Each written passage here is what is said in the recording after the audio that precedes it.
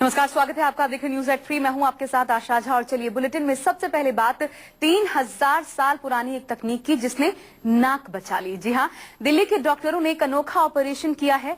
जन्म से ही बिगड़ी हुई एक युवक की नाक ठीक करने के लिए डॉक्टरों ने सुश्रुत तकनीक का इस्तेमाल किया है। कैसे हुआ ये ऑपरेशन, देखिए रिपोर्ट।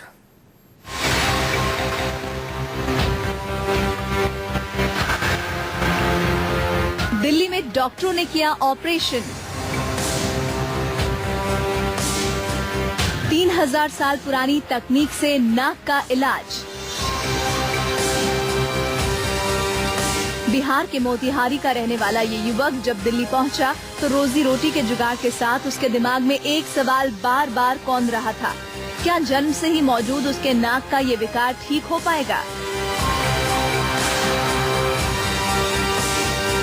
दरअसल इस युवक की नाक में एक ही छेद था, जिसकी वजह से लोग इसका मजाक उड़ाते। ये जन्म से ही अपनी बिगड़ी हुई नाक को छिपाता।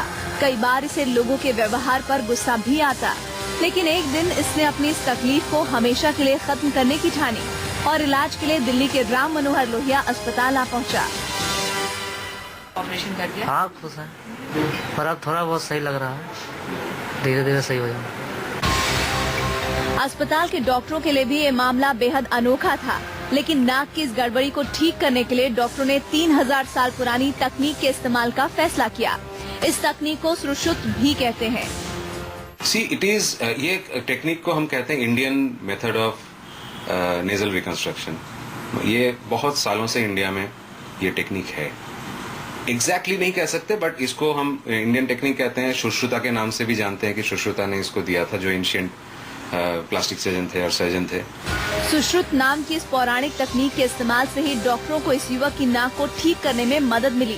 पुराणों में लिखी तकनीक के आधार पर ही डॉक्टरों ने इस युवक की प्लास्टिक सर्जरी भी की और अब इस मरीज की नाक सामान्य लोगों की नाक की तरह बन चुकी है। दूसरा साइड का नाक बन गया है और दोनों तरफ से वो सांस ले सकता है। दुनिया हिंदुस्तान की इस तकनीक को इंडियन मेथड ऑफ रेनोप्लास्टी के नाम से जानती है। इस परेशानी को मेडिकली हेनिएरेनिया कहा जाता है। हेनिएरेनिया की वजह से आधी नाक नहीं बनती है।